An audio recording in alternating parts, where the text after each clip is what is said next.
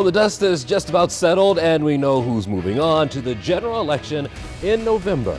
Hi, everyone. I'm Jason Newton. Welcome to 11 TV Hill. A change in leadership was one of the big takeaways from the primary election day. 3 Maryland jurisdictions will have new county executives: Arundel County, Baltimore County, Howard County as well. The stage now set for the November elections in those 3 races and many more. Joining us now, Associate Professor of Political Science at UMBC, Ian Anson. Good to see you, man. Great to see you. Thanks for having me.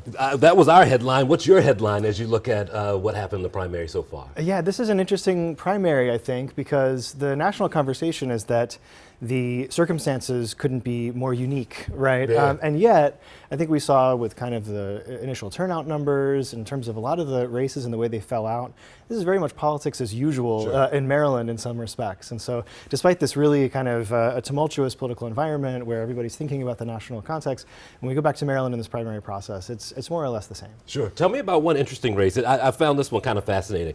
Bill Ferguson and Bobby Le Pen. Yeah. Couldn't be any more different than they were. One was really heavy in the political sphere, the other pretty heavy in the social media sphere. How did that all work out in the primary? Yeah, this is a fascinating race. If you walked around down there in South Baltimore, you saw the signs everywhere. Yeah. It was actually a very hotly contested race. But I think that it's a great example of political science theories kind of having their day in this election. And part of that is because Bobby Le Pen obviously is coming as this challenger, bringing ideas kind of from the left and challenging Ferguson, in part on his record and criticizing him for some of the decisions that he's made.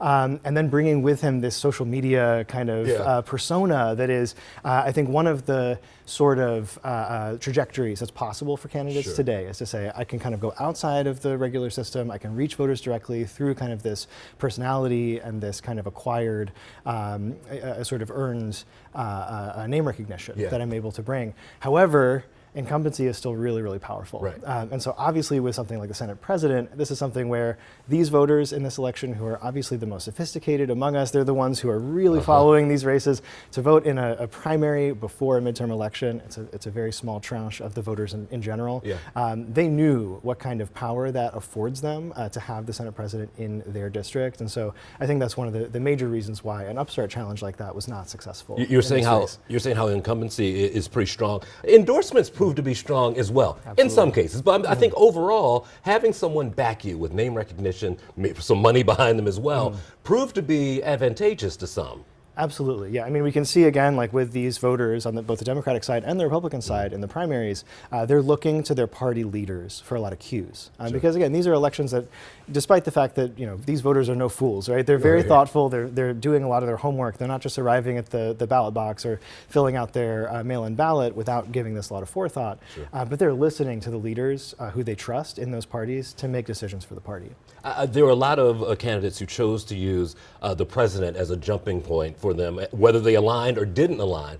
Does his power in D.C. trickle down to local elections, or is it just a hope that if you put his name out there, whatever side you lie on, that'll either help or hurt? Yeah, this is an interesting premise, and I think it's especially interesting when we get to November, when we're going to see, obviously, Governor Moore facing off against Dan Cox for the second time.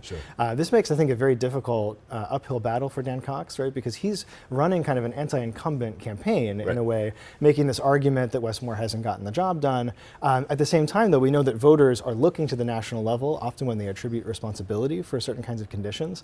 And so the national level is looming huge in some of these races. And I think it did have, to some extent, an effect on the strategies of voters in this primary election as well. You were talking about who shows up for a primary, and I'm curious can you tell, is the new age voter different from when our parents were voting? Because they consume it differently. It's a lot of online social media and not newspaper ads and TV ads for them. Yeah, certainly. I mean, I think the received wisdom in political science is, if you want to be interested in politics, if you have a dog in this fight, if this gets you going, if you wake up in the morning thinking politics, go to sleep thinking politics, you have so much more content that you can consume. You can now do this 24 hours a day. And so it creates these kind of super kind of politically interested people. Maybe those of them are watching this show at the present moment, right? They're getting as much content as they can.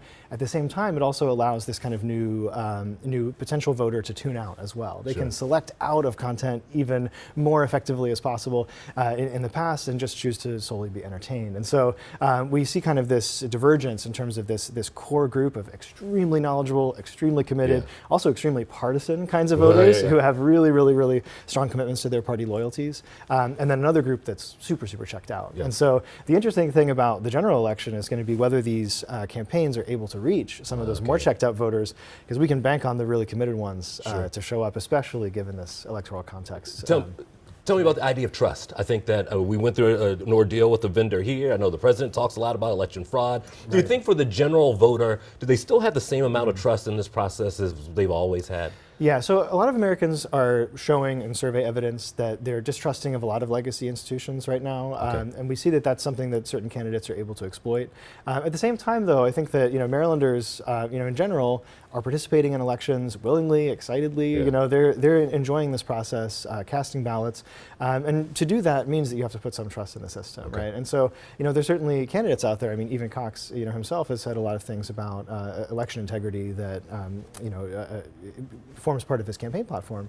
I think that at the end of the day, voters are making these choices, they're showing up to the ballot box with the confidence that their votes are being counted effectively. And everything that we know from political science and from our understanding of our election administrator, that is the truth, right? That is absolutely the way that this is going. I got about 30 seconds left. What are you looking forward to going into November? What will you be keeping your eyes on?